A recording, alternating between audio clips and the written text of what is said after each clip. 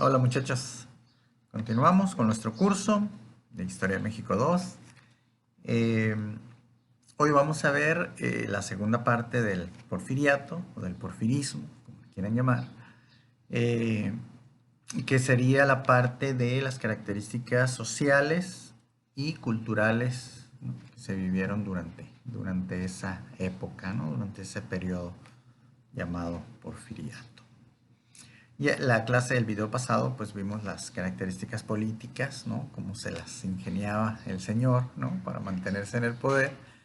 Y las características económicas, ¿no? Como, eh, pues sí, fue cuando se modernizó nuestro país en muchos sentidos, ¿no?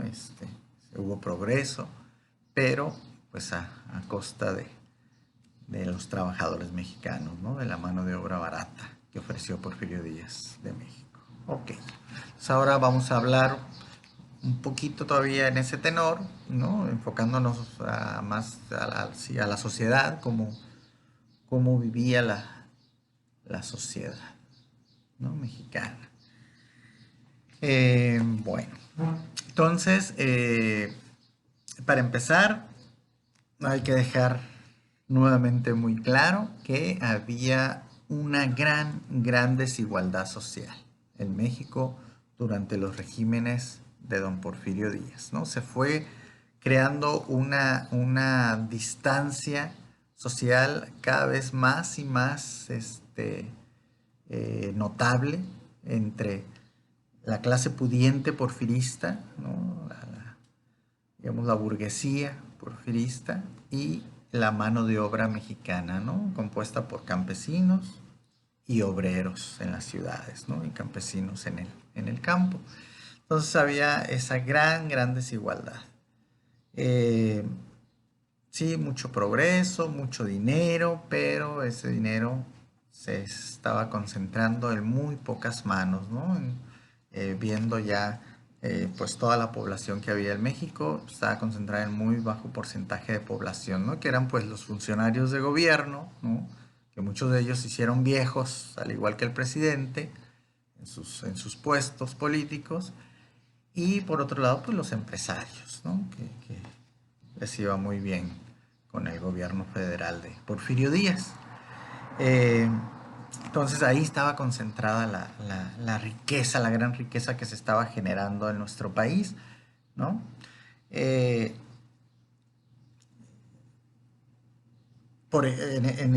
Y había pues muchas, aparte pues, de esa gran desigualdad tan notoria, ¿no? También había muchas injusticias sociales, tanto en el campo, en las haciendas, pues, como en las ciudades, ¿no?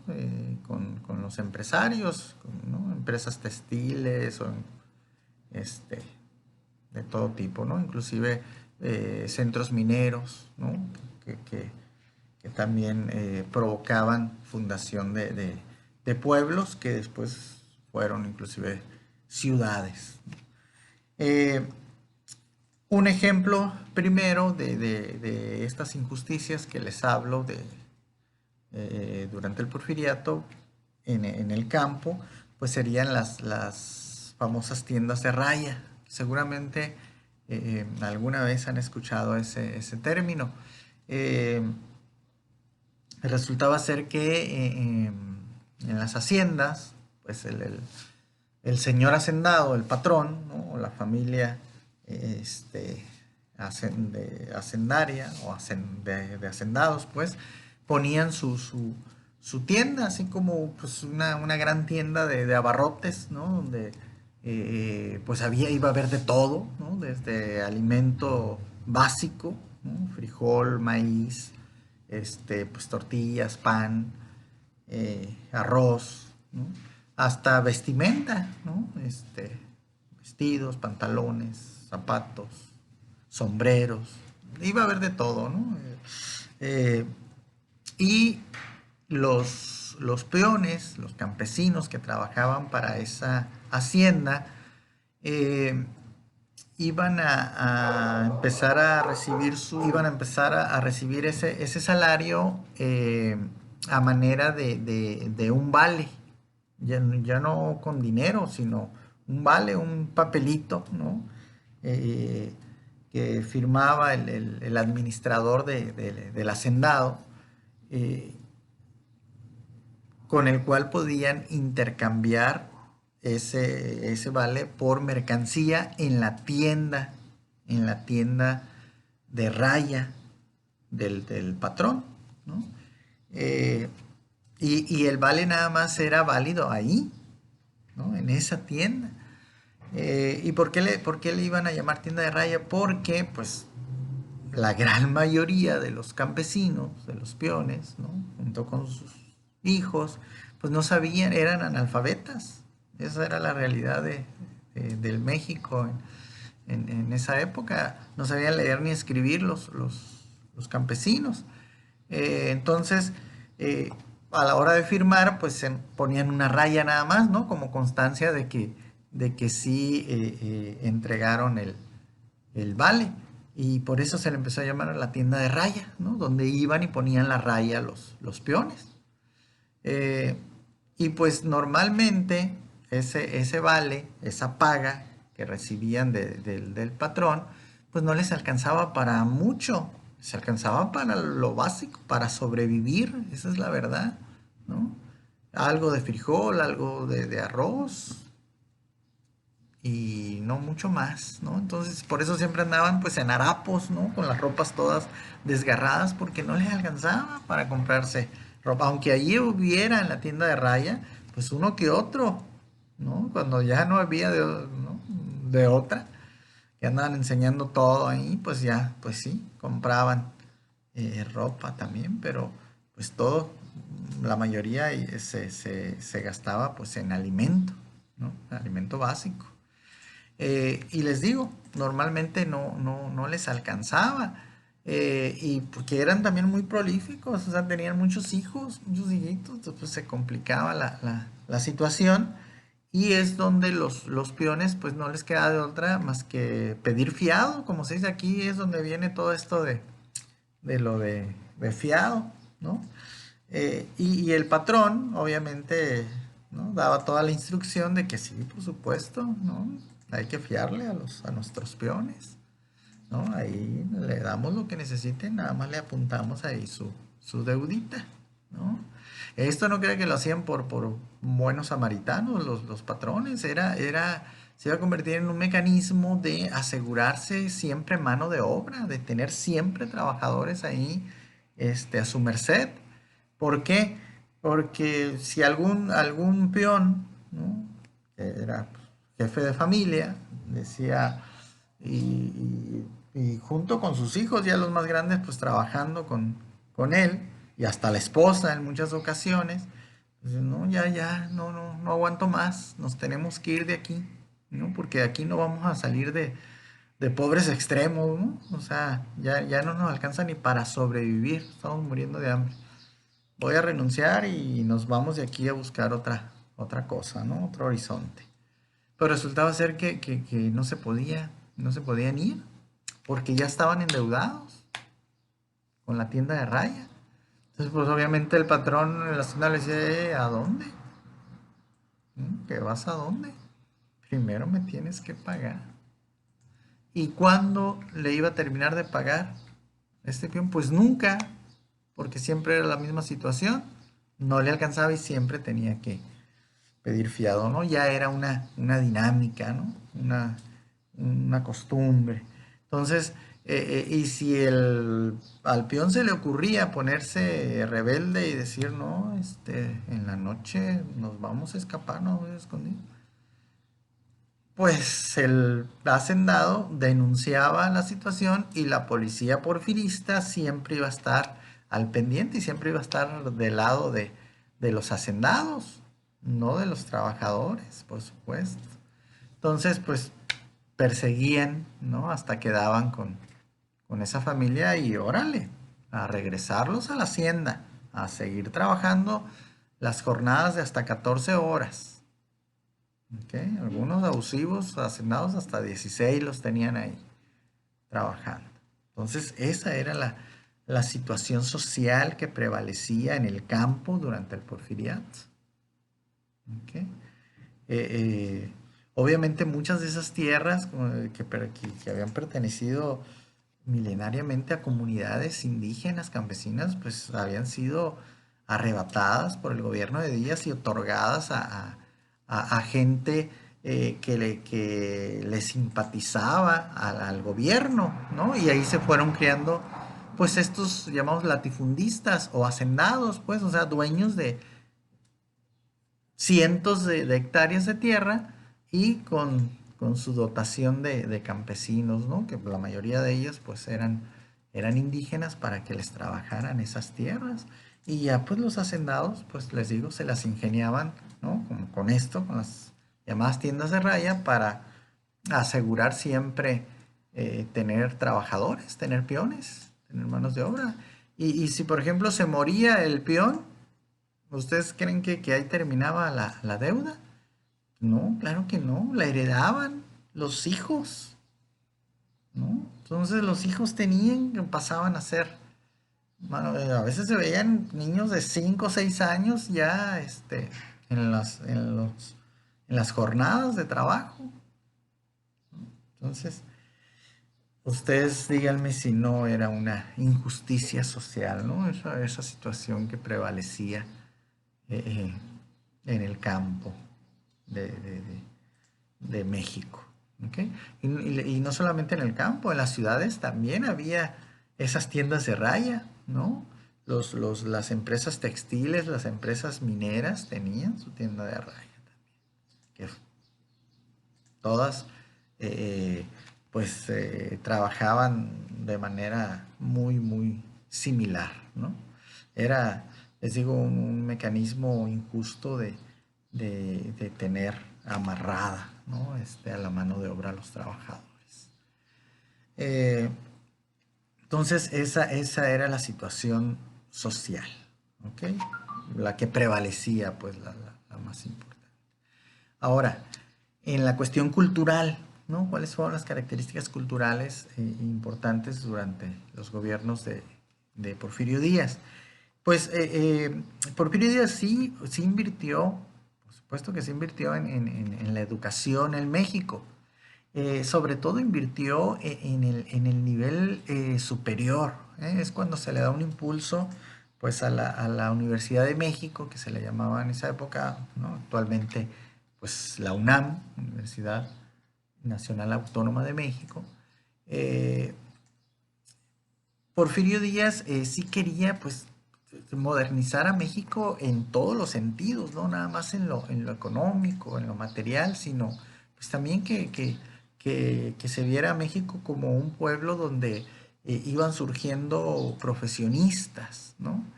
Eh, sí, también invirtió en la educación básica, pero no como se necesitaba, ¿no?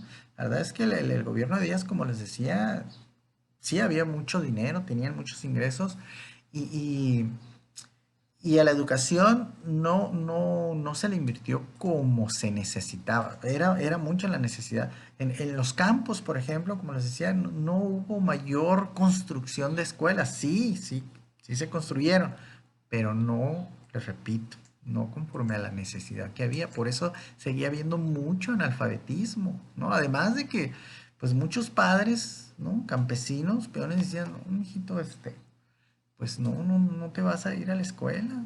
Mejor quédate aquí a trabajar conmigo para sacar más, ¿no? Un vale más, ¿no? Que te den y pues eso nos ayuda para la comida. Esa era la cuestión, ¿no?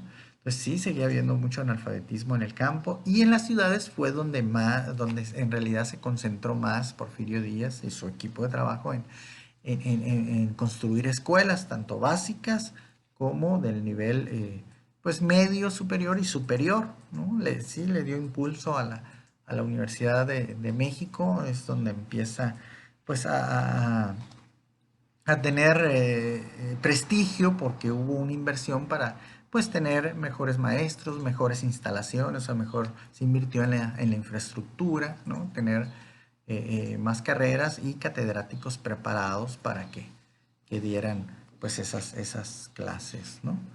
Eh, Porfirio Díaz era un admirador de la cultura francesa, ¿no? No en vano se fue allá a refugiar a París y allá muere, ¿no? 4 años después de que se va de México.